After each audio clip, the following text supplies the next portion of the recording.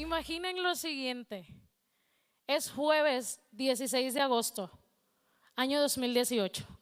Son aproximadamente las 3:45 de la tarde y hace un calor espantoso. Delante de mí, todo un caos. Personas corriendo, riendo, hablando en otro idioma, portabebés en el piso. Y yo, del lado acá, una guajira guantanamera tratando de encontrarle sentido a todo aquel caos.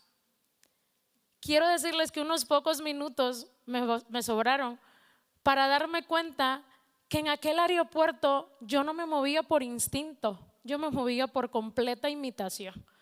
Porque como era mi primera vez, yo hacía exactamente lo que veía hacer a los demás, porque yo pensaba que su destreza hacía pensar a mí también y a ellos de que habíamos estado ahí mucho tiempo y que ellos sabían hacia dónde mirar, cómo caminar, qué pantallas mirar. Entonces yo repetía exactamente lo mismo. Fíjense que ahí me encontré a un señor que sin ánimos de acosar ni nada por el estilo, yo lo perseguía constantemente pero con mucho disimulo. Y lo perseguía porque yo había escuchado a la hora de hacer check-in que el señor iba para Monterrey, que era mi mismo destino. Entonces yo preferí tomarlo como referencia para no perderme. De manera que si el señor de la camisa roja y la boina negra se movía, yo me movía. Si el señor cambiaba de puerta, yo también cambiaba de puerta. Si el señor miraba una pantalla, yo también miraba la pantalla. Porque quiero decirles que mi intención, obviamente no era el señor, no era mi tipo. Era no perderme, era no montarme en el avión equivocado.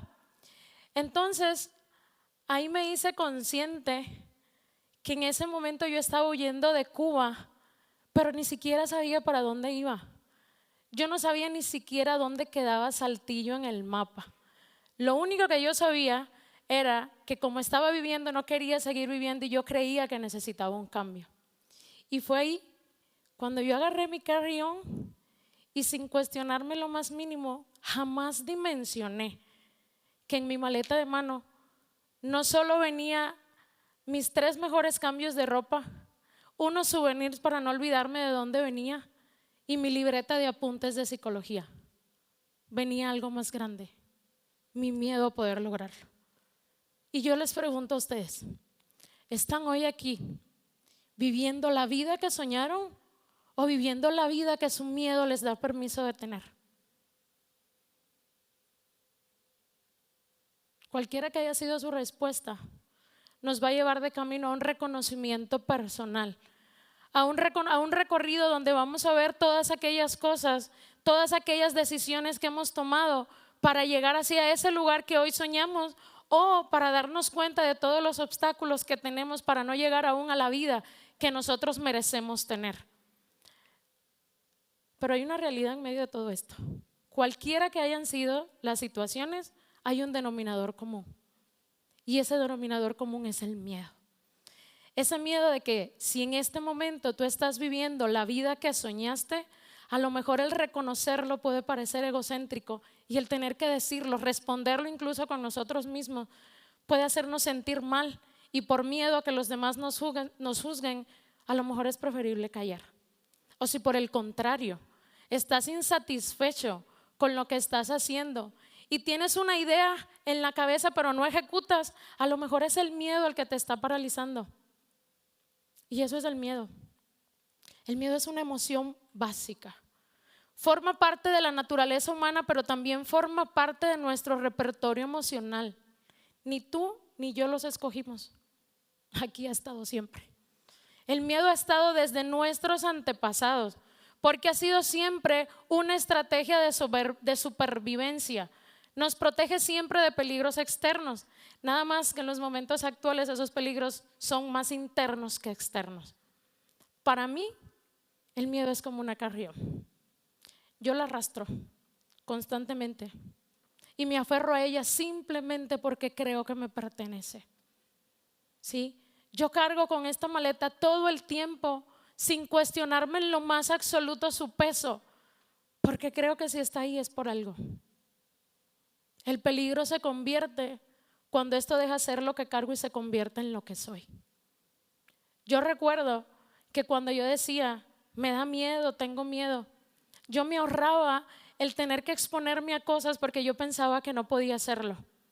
Yo me evitaba el mal momento de tener que enfrentarme a situaciones muy difíciles porque yo creía que no podía enfrentarla. A mí me ahorraba el tener que jugar y montarme en un juego mecánico, aunque me daba miedo, aunque para otros fuera lo más divertido.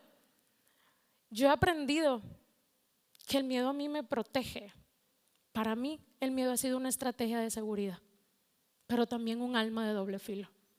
Porque cuando he decidido ver el miedo como un dictamen, como algo que me define, no he aprendido a manejar porque me da miedo.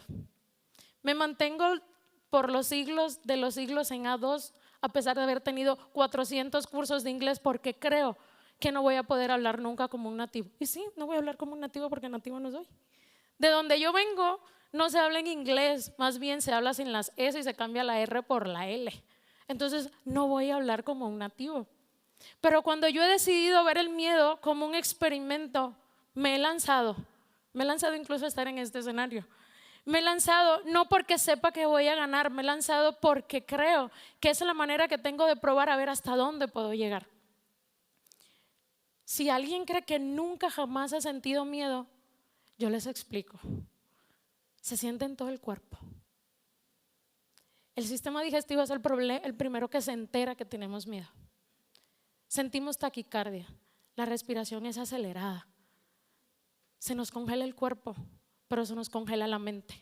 Y en esa mente solamente tenemos algo bien presente, y es que todo lo catastrófico que puede existir en el mundo puede existir justo en ese momento donde sientes miedo.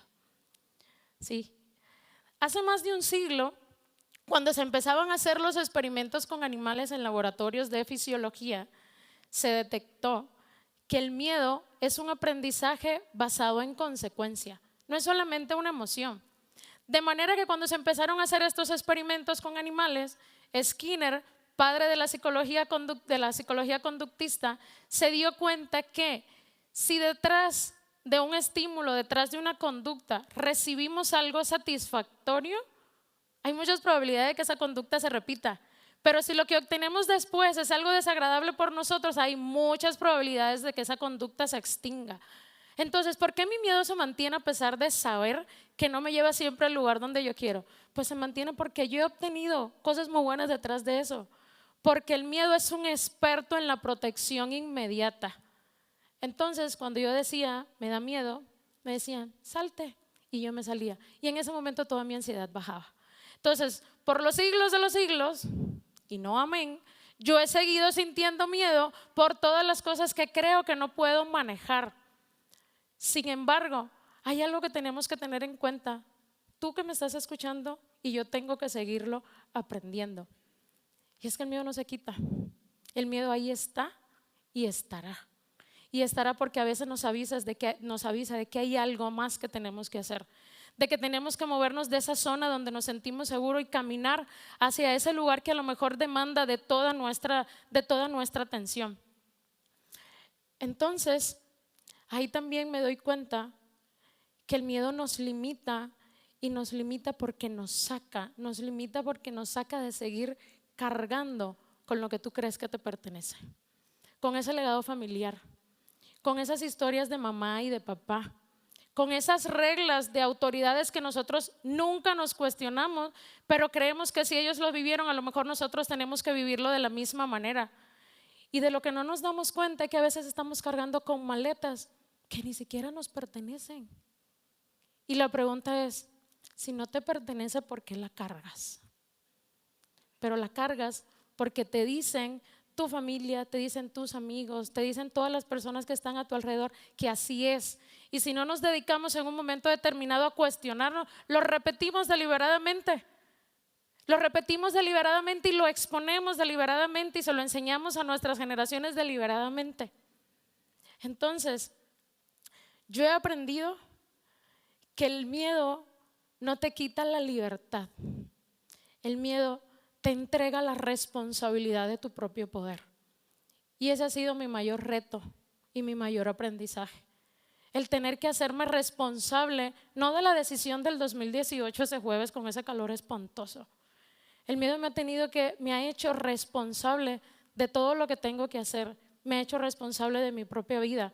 me ha hecho responsable de mi propia existencia en un país donde yo no sabía si mis chistes daban gracia, donde yo no sabía si como yo le llamaba a la comida era como le llamaban a la comida aquí, en un país donde a lo mejor para mí decir mi amor y bebé y mi vida y mi corazón, que es algo parte de mi cultura, podía ser interpretado de manera diferente. Pero me he hecho responsable y aquí sigo con mucho miedo, pero más abierta al riesgo. Y sí, mi carrión nada más está un poquito más ligera. Trae hoy, entre otras cosas, mi habilidad de entender mis errores como algo que puedo hacer diferente la próxima vez. Trae, entre otras cosas, el pensar que si no soy la número uno, no soy ninguno como antes lo pensaba. Hoy sé que el no ser la número uno no me pone en el último lugar. Me hace pensar que hay otras personas con otras capacidades que pueden llegar quizás primero que yo, pero no significa que yo no pueda hacerlo. Hoy mi carrión viene un poquito más ligera.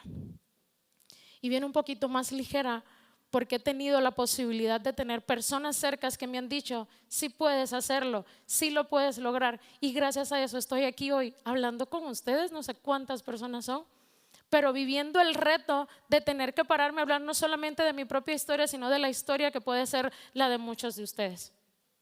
Pero si tú has llegado hasta aquí, es porque estás dispuesto a ver qué cargas en tu carrión, aunque no la traigas al lado. Pero no para que te autosabotees con lo que cargas. No, esa no es mi intención. Mi intención es que te hagas responsable de lo que cargas. Deseches lo que crees que no es necesario. Te expongas si lo crees prudente y le devuelvas a cada quien lo que le pertenece. Mi nombre es Arianna Márquez O'Neill. Muchas gracias y feliz viaje.